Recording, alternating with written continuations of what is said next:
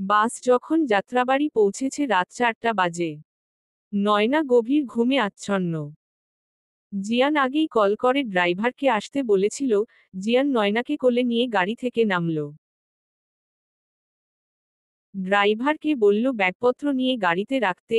জিয়ান নয়নাকে নিজের বুকের সাথে জড়িয়ে নিয়ে বসল। নয়নার ঘুম ভেঙে গেছে ততক্ষণে। নয়না সরে এসে বলে সারাদিন আপনি এমন চিপকে থাকলে আমার অস্বস্তি হয়, দূরে সরে বসুন। জিয়ান ভ্রু কুঁচকে বলে, আহা গো ম্যাডাম, যখন কোলে করে নিয়ে আসলাম গাড়ি থেকে তখন মনে ছিল না? আমি কি বলেছি আমাকে কোলে নিতে? ওটা তো আপনার স্বভাব, সুযোগ পেলেই চিপকে যান। চিপকু driver. Driver not, captain Reza Chowdhury. ওই একই পাইলট আর ড্রাইভারের মধ্যে আর তেমন কি পার্থক্য? পার্থক্য নেই? নাহহ নেই। আপনি আকাশে ড্রাইভিং করেন, তারা রাস্তায় ড্রাইভ করে। এত ঝগড়ুটে কেন তুমি? আমি ঝগড়ুটে? ঝগড়া তো করতেই পারি না আমি। পারো না? চুপ করুন, আমি ঘুমাবো। বলেই নয়না চোখ বন্ধ করে নিল। জিয়ান নিজেও গাড়ির সিটে হেলান দিয়ে ঘুমানোর ট্রাই করছে। 5 মিনিটও যেতে পারেনি নয়না ঘুমিয়ে ঢলে পড়ল জিয়ানের উপর। জিয়ান নয়ার মাথা নিজের কাঁধে নিল সযত্নে। গাড়ি চলছে আপন গতিতে। বাসার কাউকে জানানো হয়নি তাদের ফেরার কথা। একবার ভাবল কল করবে, পরক্ষণেই ঘড়ির টাইম দেখে ভাবল কাউকে ঘুমে ডিস্টার্ব করবে না। গাড়ি চৌধুরী ম্যানশনে এসে থামল। জিয়ান নয়নার মাথা আলতো হাতে সিটের উপর রাখল। এরপর কোমল কণ্ঠে ডাকল, এই শুনছো, উঠো। দুবার ডাকার পরেও নয়নার মধ্যে কোন হেলদোল নেই।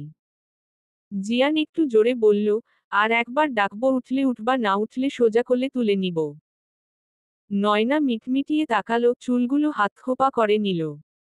ওড়নাটা সুন্দর করে গায়ে জড়িয়ে নিয়ে বলে, আমার লজ্জা করছে। আহাগো লাজুকলতা।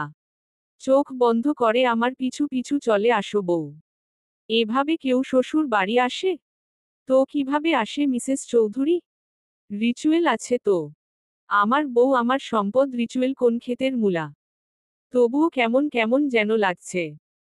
বুঝেছি তুমি চাইছো আমি তোমাকে কোলে তুলে নিয়ে যাই। নয়না মাথা নাড়িয়ে না সূচক মন্তব্য জানালো। জিয়ান নিজের হাত বাড়িয়ে দিয়ে বলে, হাতে হাত রাখো আর এগিয়ে চলো আমার পথে পথ মিলিয়ে। নয়না হাত বাড়িয়ে দিল। মনে রেখো এই হাত কিন্তু এজন্মে আর ছাড়তে পারবে না। নয়না হাত সরিয়ে নিতে চাইল। ততক্ষণে জিয়ানের হাতে আবদ্ধ হয়ে আটকে পড়েছে নয়নার হাত। জিয়ান নয়নার দিকে তাকিয়ে বলে, আমি যখন হাত ধরেছি এ হাত ছাড়ানোর শক্তি, সাহস কোনোটাই তোমার নেই। এবার পা মিলিয়ে সামনে এগিয়ে চলো। নয়না গুটি গুটি পায়ে চৌধুরী ম্যানশনে প্রবেশ করল। জাহানারা বেগম ফজরের নামাজ পড়ে কিচেন এসেছিলেন চা বানাতে, পুরো বাড়ির সবাই তখন ঘুমে। নয়না জিয়ানের হাত আঁকড়ে ধরে বলে, আমার মনের মধ্যে কেমন যেন করছে। কি হয়েছে সুনয়না? ঠিক আছো তুমি? নয়না কিছু বলার আগেই জাহানারা বেগম কিচেন থেকে বের হয়ে অবাক দৃষ্টিতে তাকিয়ে বলে, জিয়ান তুই? জিয়ান বলে, হ্যাঁ আম্মু, এসেছি 2 দিন হলো। এবার ফ্লাইট ল্যান্ড করেছিল চট্টগ্রামে, ভাবলাম ওখানেই যখন নেমেছি সুনয়নাকে সাথে করে নিয়ে ফিরি। জাহানারা বেগম এগিয়ে এসে নয়নার মাথায় হাত রেখে বল, একদম ভালো কাজ করেছিস, রুমে যেয়ে ফ্রেশ হ, আমি খাবার পাঠাচ্ছি, খেয়ে রেস্ট নিবি, আমার বৌমায়ের কোন কষ্ট হয়নি তো? ঠিকঠাক মতো নিয়ে এসেছিস তো? তোমাকে কষ্ট দেয়নি মা? নয়না না সূচক মাথা নাড়ালো। যাও নিজের রুমে যাও। এটা তোমারই বাসা, এত ইতস্তত বোধ করতে হবে না। নয়না সামনে এগোতে নিল। জাহানারা বেগম বললেন, একটু দাঁড়াও, নতুন বউ বাড়িতে এসেছে, তাকে মিষ্টিমুখ করাতে হবে তো, তুমি দাঁড়াও, আমি ফ্রিজ থেকে মিষ্টি নিয়ে আসছি। নয়না আর জিয়ান দাঁড়িয়ে রইল। জাহানারা বেগম মিষ্টি আনতে গেল।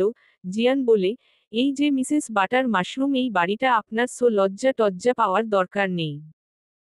নয়না নিম্ন স্বরে বলে, মিস্টার প্লেন ড্রাইভার, আপনার ডুপ্লিকেট ভার্সন কই? আসলেই আছে তো নাকি মিথ্যে বলেছেন? সে হলো বাউন্ডুলে ছেলে, এই ভোরে তার দর্শন পাবে না, 12টার পরে তোমাকে তার দর্শন করিয়ে দেব। জাহানারা বেগম কাটা চামচে মিষ্টি তুলে নয়নাকে খাইয়ে দিল, সেই মিষ্টির বাকি অর্ধেক জিয়ানকে খাইয়ে দিয়ে বলল, সারা জীবন নিজেদের সুখ দুঃখ এভাবে ভাগ করে নিয়ে একে অপরের পরিপূরক হও, মনে রেখো তুমি আমার রেজার অর্ধাঙ্গিনী। তুমি ছাড়া রেজা অপূর্ণ। জাহানারা বেগম নিজের গলায় থাকা চেইনটা খুলে নয়নাকে পরাতে নিল। নয়না বলল, না না, এসবের দরকার নেই আন্টি। দরকার আছে, তুমি আমাদের পরিবারের প্রথম পুত্রবধূ, তোমার সম্মানের দরকার অবশ্যই আছে। আর হ্যাঁ আন্টি না, আম্মু ডাকবে আমাকে। যাও রুমে যাও। জিয়ান নয়নাকে নিজের রুমে নিয়ে আসলো। নয়না রুমে ঢুকেই শুয়ে পড়ল। জিয়ান তোয়ালে নিয়ে ওয়াশরুমে দিকে পা বাড়ালো, যেতে যেতে বলল, ফ্রেশ হয়ে কিছু খেয়ে তবেই ঘুম, সো আমি না আসা পর্যন্ত জিরিয়ে নাও বেব।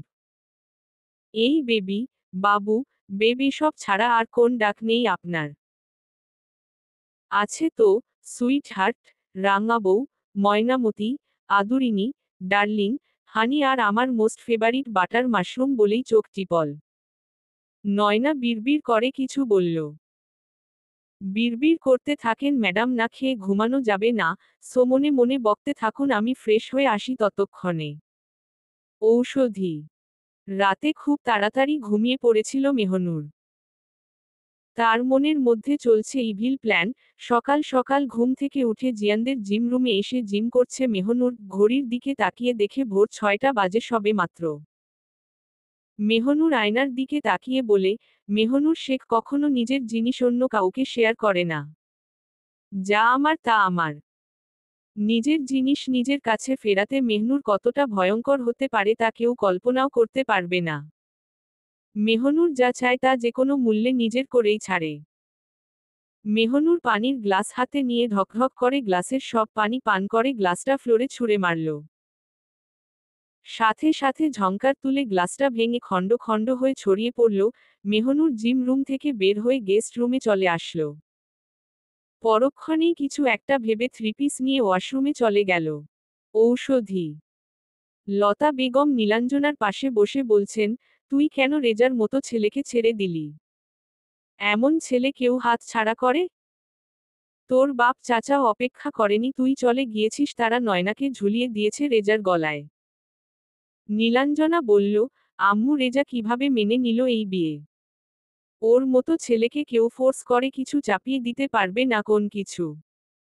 আমি জানি ওকে। তাহলে দোষটা তো ওরও আছে।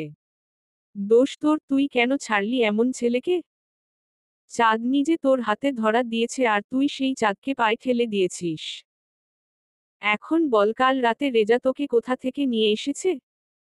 নীলাঞ্জনা সবটা বলল, তারপর বলল, আম্মু আমি শিওর না ওটা জিয়ান নাকি জাহিন।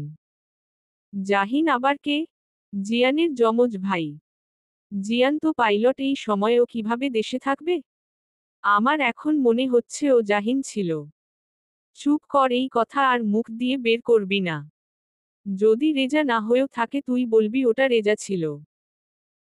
কাউকে নিজের না করতে পারলে কি হয়েছে, সম্মান তো নষ্ট করতে পারবি, আমি যেটা বলছি তুই সেটাই বলবি সবার সামনে।